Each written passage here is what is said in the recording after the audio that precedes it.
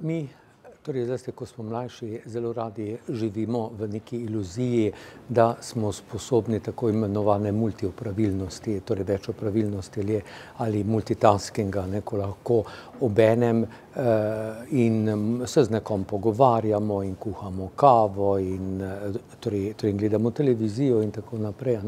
In ko smo mlajši, potem seveda imamo občutek, da vse to lahko delamo obenem. Nevroznanost pravzaprav zelo lepo kaže, da taka večopravilnost ni mogoča, da pa pravzaprav mladi in dinamični možgani lahko zelo hitro preskakujejo iz ene teme na drugo, iz A na B, iz B na C, iz C na A, torej in tako naprej.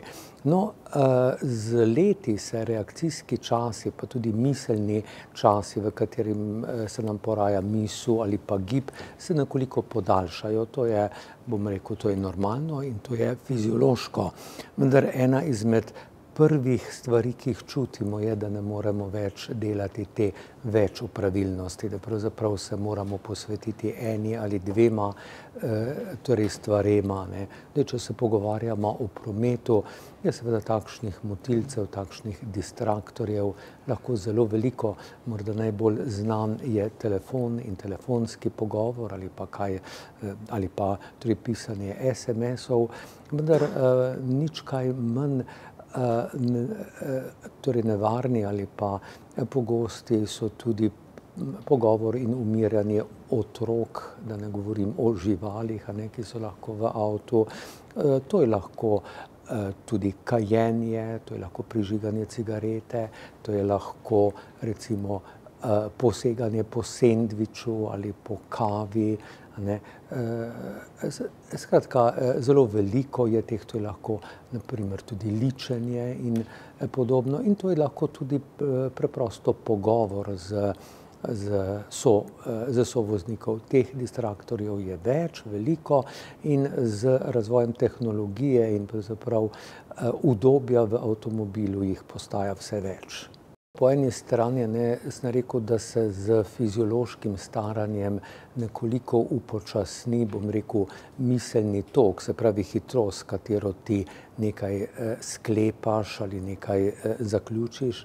Se podobno zgodi tudi s tako imenovanim motoričnim reakcijskim časom. To je tisti čas od trenutka, ko se ti v možganih spočne misel ali odločitev, pa do tistega, kdaj bo roka recimo obrnila volan ali pa noga pritisnila na recimo zavoro. No, neodvisno od tega seveda so pa v starosti tudi vse bolj pogoste težave z lokomotornim torej sistemom, z sklepi, z mišicami, pa si zlahka lahko predstavljamo nekoga starejšega, recimo, ki ima težave z vratom, ki ga boli, torej vrat, ki nekoliko težje obrača glavo, da seveda bo mrtvi kot ali pa nekaj takega bolj problem kot pa v naših mladih letih. Tako da gre pravzaprav za kombinacijo obojega. Gre za kombinacijo naših miselnih funkcij in sposobnosti, imenujemo jih kognitivnih, in pa seveda tudi telesnih. Kar se tiče kognitivnih, pa moram reči, da pravzaprav ni stvar tako zelo torej preprosta, kot se morda zdaj pogovarjava. Po drugi strani pa recimo starejši človek lahko vozi veliko bolj premišljeno, veliko bolj previdno.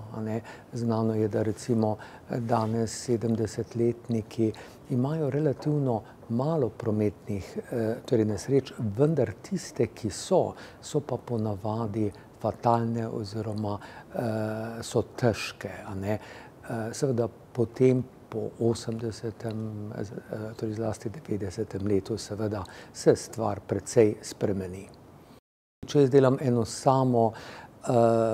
samo akcijo, recimo opazujem situacijo na cesti, se pravi moja vidna informacija, ali pa recimo obračam ali zavijam torej levo. Tudi če sem jaz samo na to torej skoncentriran, bo ta proces nekoliko počasnejši. Ne bo tiste slavne morda 1,8 sekunde ali kaj takega.